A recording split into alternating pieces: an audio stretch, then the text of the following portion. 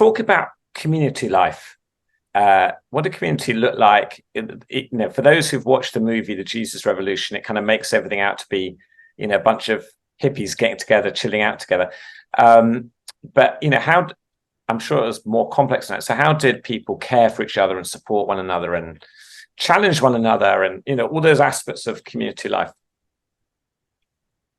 When we first, in the Jesus movement, we were still quite structured, quite a bit more structured. The movie, The Jesus Revolution, I think I'd like to say a couple things about just correcting some opinions. For one thing, Chuck Smith was a great Bible teacher going in. He had been in the denomination I was in, and they had run a Sunday school contest. And his church won it after he refused to join it. In other words, his church grew to where they wanted to give him the trophy, and he got mad and he left the denomination over it because he wasn't into that kind of stuff. He was just teaching the word. And they so offended him by this thing. And so he was working in a Christian school as an administrator, started teaching a Bible study in Costa Mesa, and it was just growing leaps and bounds. And this little church called Calvary Chapel asked him to come be their pastor. They had this gorgeous building. It wasn't at all like the movie. It was a beautiful little building. We'd seat about 350 people. And when I got involved in the Jesus movement, that building that would hold 350 was accommodating a couple thousand people every weekend. Oh my. In multiple services, they knocked out a wall, put in glass, all of that. And so in the movie, Kelsey Grammer, I was thrilled that he came out with his testimony and that he did that movie, but it made him look like a bumbling person going in until, Lonnie Frisbee showed up and all of that. And I felt like that needs to be corrected because Chuck really, and I heard Chuck 2 weeks before we started the church talk about how he did away with, adult Sunday school, all the things that we were doing. And he just taught through the Bible chapter by chapter. And, he would do on a Sunday night, he'd go through 10 chapters in 2 hours. Oh, that's a long time to sit. But wow. He's got hundreds of hippies sitting there listening to him. Wow. The floor and the aisles are all full of people. And because they ran out of seats and all that, people are sitting outside looking in the windows. Pretty soon that was our story. Except for I couldn't do 10 chapters. I would do one chapter, one in the New Testament in the morning and one in the Old Testament at night. And so I think that needs to be corrected. The other thing that I felt like is that Lonnie Frisbee was into the things of the Spirit. And the conflict that was there had to do with people falling down in the Spirit, more of the miraculous. Chuck, coming out of the denomination I came out of, was a little bit reactive against excess, what we would see as excess. And there was no conflict over, I'm going to take over the church or I'm rebelling against Chuck, any of that. That needs to really be corrected. And I think another thing that I would just like to add to this is Greg Laurie, who has become a national figure. As a teenage boy, what you see in the movie is Lonnie discipling Greg. Greg designed this little tract, and there was 2 of them, the little surfer dude cartoon tracks. They made a vast impact on the world, and it was just right in the groove of where we needed to be. And millions of those things were put out. And I, before I ever met Greg, I'm in awe. I'm 28 years old and I'm in awe of this 16-year-old kid who made this track. I want to meet the guy. And it wasn't until years later I was in Hawaii that we actually did meet. But I think the movie was great. I'm really glad it was out there. I think that the 3 main people that you need to look at are Chuck and Lonnie, and we all know that Lonnie died of AIDS and all of that, but the man was used of God. And then Greg, and I think, thank God for all these people and the influence they've had in my life. That's such a helpful insight. Very good. I was wanting to ask you about the Holy Spirit. You've already been talking about him quite a bit, but clearly any move of God has a strong dose of the Holy Spirit involved for obvious reasons. So just talk a bit more about how you saw the Spirit at work in people's lives, and kind of how you knew the Spirit was at work amongst you. Again, coming back to my own youth, I grew up in a Pentecostal church, but it acted like a Baptist church. So I'd go to youth camp and I would meet Pentecostal culture. I would be in church, and it was very much like it could be Bill Hybels. Right. And there wasn't much of the Spirit. And then in my junior year in high school, they brought in a speaker who, pressed the issue of speaking in tongues and being baptized in the Holy Spirit. And I had an experience with God that was really touching. Mm-hmm. And then I went to the Bible college, and it was part of the mother church, and it was depressing. And I'd seen photographs of 6,000 people in this church, and now there's 400. Ooh. And I was forced to work in their Sunday school because they didn't have any workers. And so, again, very, very, very conflicted and not really knowing what's what. And so on the one hand, I've grown up in the program. On the other hand, I'm hungry for the things of the Spirit. And then on the third hand, I'm looking at the people who represent the things of the Spirit as kind of phony, pushing things, people being pushed over to fall down backwards in the Spirit. And I know those things are real. They've happened. It happened to my wife. It's never happened to me. But on my ordination after the college thing, 7 people came around laying hands on all of us graduates, and 7 pairs of hands, 14 hands pushing on you. I just prayed, Lord, I'm going to put one foot behind the other, just so if I fall down in the Spirit, it'll really be the Spirit. It won't be these guys pushing me. Mm-hmm. I was the only one left standing out of about 50 people. And so I became cynical. And then what really kind of pried all that open was watching what God was doing at Calvary Chapel, and all of the stories of deliverance from drugs and all of that. And then we began to enter into that. So that kind of became the Holy Spirit's tunnel into our lives, that we would pray with people that were strung out on acid, people who had really blown their minds, crazy people, and they'd be sane. And that kind of the Spirit did something fresh in my life, in the lives of several of us who were there, who were a little programming, and that was really what drove the community. And we saw the power of God, and we saw the power of love. We saw that the churches around us weren't very loving. And we were pretty much, come as you are, and work from there. Yeah. Tell us a bit about how the Hope Chapel movement was birthed. For those, and again, don't assume knowledge. There'll be some folks here watching who don't know anything about Hope Chapel. They might not have even heard of it. So just give us that and a bit of perspective on how it's grown, but also just like particularly the origins of it, because its roots are in the Jesus movement, aren't they? So. Oh, the roots certainly are in the Jesus movement. Again, back to the story I told earlier, the guy in the Philippines, the missionary in the Philippines that had seen this rapid growth, moved to America. And I brought him to speak in our church. And at this point, we'd started one congregation. So the Hope Chapel movement started with 12 people in Manhattan Beach, California. It ended up the first Sunday. For those who don't know the area, that's Los Angeles. Los Angeles, California. Yeah. And so, we were told all the stuff that was happening, the good things that were happening. Our denomination said, well, that works at the beach, but that wouldn't work anywhere else. I mean, those kinds of craziness were going on.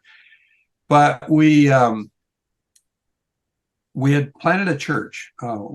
We had some people who lived just the geography of that part of Southern California.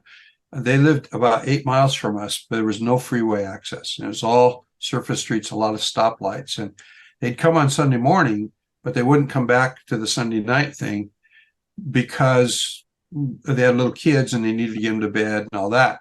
So they came and said, could we have this guy, Richard Agosino, come and lead a Sunday night church service in a house? And he could teach on whatever you're teaching on, and on Manhattan Beach Boulevard. He could teach it in South Torrance, California. And so we did that. And Rich and I had become really close friends. We were very aware of Dawson Trotman and the Navigators, because we're looking for models. We're looking for what we see as church we don't like. What we saw in the Navigators, we did like. What we saw in Chuck Smith, we did like. So we're young. I mean, we're 28 years old, whatever. And so Rich and I would go to Palos Verdes, California, where Dawson Trotman would sit and pray over the harbor in San Pedro. And we would walk the perimeter of a golf course every Monday morning, meet at 6 o'clock in the morning, get up at 5:30 and walk and pray. And so these guys asked, can Rich come down and lead Sunday night church? And that was all fine. About 8 weeks in, he comes and says they want to become their own church. We want to call it Branch of Hope. So I'm still in the denomination. I'm still wearing a suit. And I go, well, you can't do that, because the denomination says they can only have one of their churches in one town. There's already two in Torrance, so you can't do that.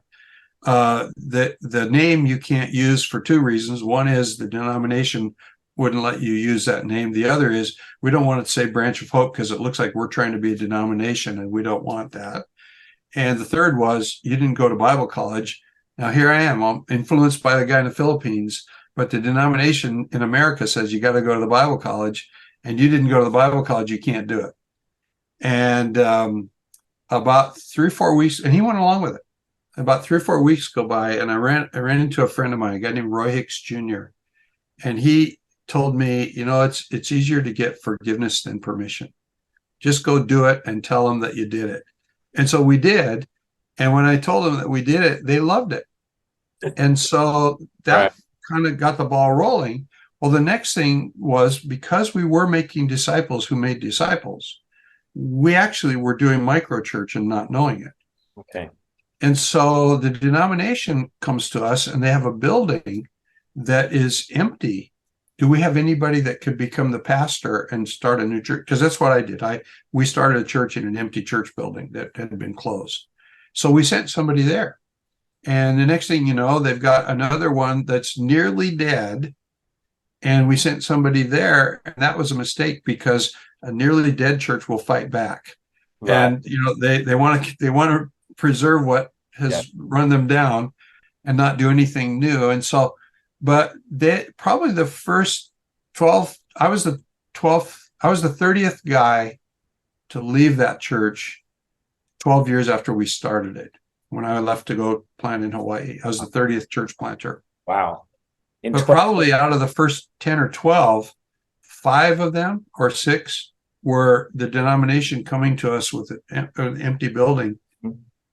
And so we would just kind of look around and go, who's got a big Bible study, or who's got a big NAV group going, because they're a pastor, and they could give, and that got us rolling. And then, we begin to codify things and learn how to do things. And one thing led to another. And how, just to give you a sense of perspective, how large would you say is the Hope Chapel movement or extended family now?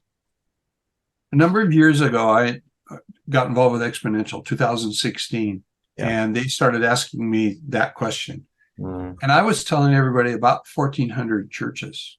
And after I told them that, I began to wake up in the morning, every morning for a while, feeling guilty, like I had exaggerated. There's probably 1,000 churches. They're really only about 80 that I've ever had my fingers in. I know how to raise up pastors who raise up pastors who raise up pastors.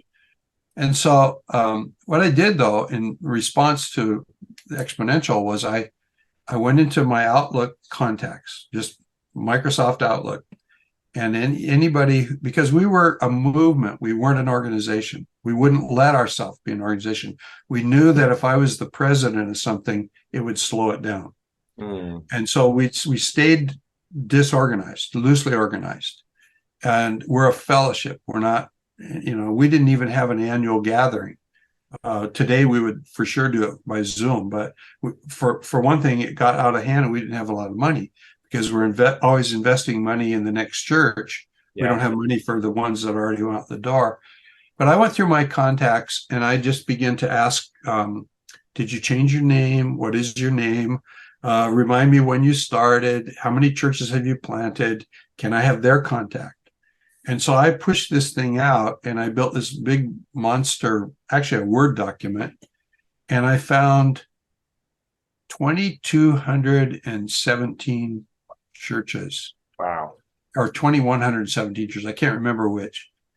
And I told Exponential that.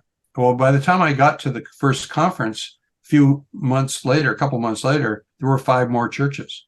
So I think it was like 2,122 churches or something like that. Anyway, we've still loosely kept track. And by that, what I mean is I published the document that I made to all the pastors that I had talked to. Right. But I also, on that mailing list, I had the ones who didn't respond to my survey.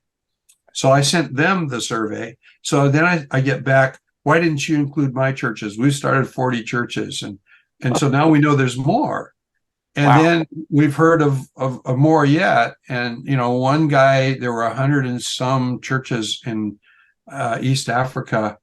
And I ran into him 3 years ago, and now there's close to 300 churches. So we estimate that it's between 25 and 2,600 congregations in the world. And if you average that out, because some are huge, the biggest church in Hawaii right now is one of our guys, and some are quite small. But if you average them at around 100, you're looking at 250,000 people that are actively in church. And then if you think about all the people who died over the years and went to heaven, there's a lot of folks. And so that's kind of the scope. Incredible.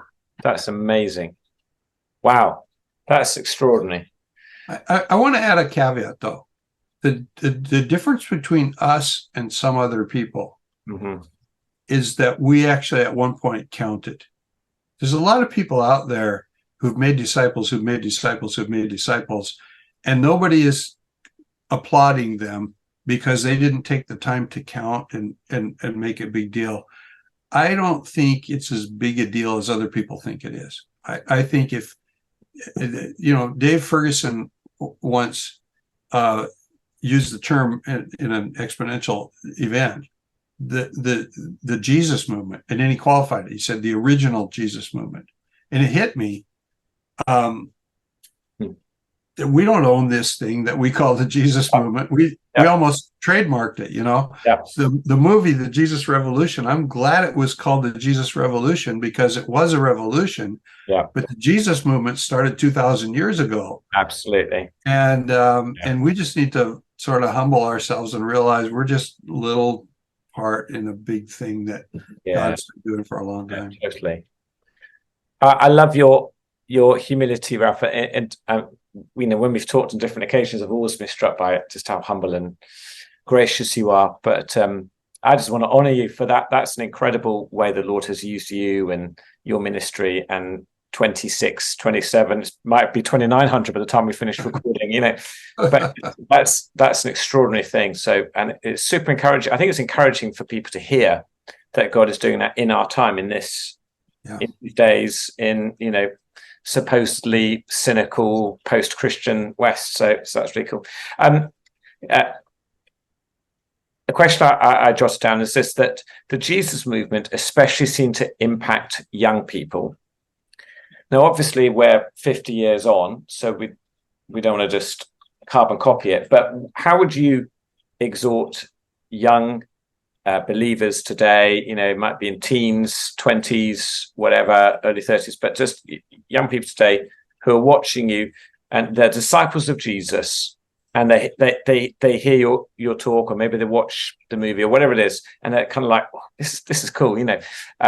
What would you say to them? If I would say several things. First, I like to give a context. There was a book written in 1982 called Generations, and it's the subtitle was The History of America's Future. And they said that the main premise of the book is that every 4 generations from the Puritans, we think of the Puritans as old people wearing black clothes. They were the most well-educated cohort, generational cohort in the history of America. And because they were Oxford and Cambridge graduates who rebelled against the church. They tried to purify it. That didn't work. So they moved to the New World to start over. But beginning with that generation, every 4 generations, you see this cycle. And there's these people have written a new book now called The Fourth Turning, which is really worth reading. And they're saying that this aggressive, the baby boom fit the profile of the Puritans. Our attitude when we came up, even before the Jesus movement, was, you people have destroyed the church. We're going to save it. We know what we're doing. You don't. And cocky and arrogant and a little bit stupid, but the Lord worked. The Lord works with whoever is there to the extent that he can. And this aggressive nature, we're going to go do something different, kind of freed us up. So what I would be saying to people who are now in the fourth turning, who are young people who are coming up, is go for it. And probably what you're going to need to do has a lot to do with what we're calling microchurch, because the climate, the sociological climate, the political climate is arrayed against you. So seek the Lord, engage the miraculous as much as you can, operate in love toward those who don't like you, and mostly you're going to have to deal with people in the church who don't like what you're doing. And I think that you find your forms, find what forms work in your generation with your people. And I think there's great hope for the world. But I think it because I think that the Holy Spirit is not dead and is going to do a new move. I don't think it because I look at the church in America and think, oh, wonderful things are happening. Because even as I tell the story of Hope Chapel, these days it's a story mostly of other places in the world. That's where it's growing. Where it's kind of slammed to a halt are in the centers of where we did what we did. America, the church in America has changed and is hurting badly, and I pray for it. But I believe that there are those young people, and even Alex, as we're talking, the chances that somebody in the fourth turning is listening to this are pretty slim, because the church has pretty much let them down. And so those rare people who are listening to this, I thank God that you're there, and I'm praying for you.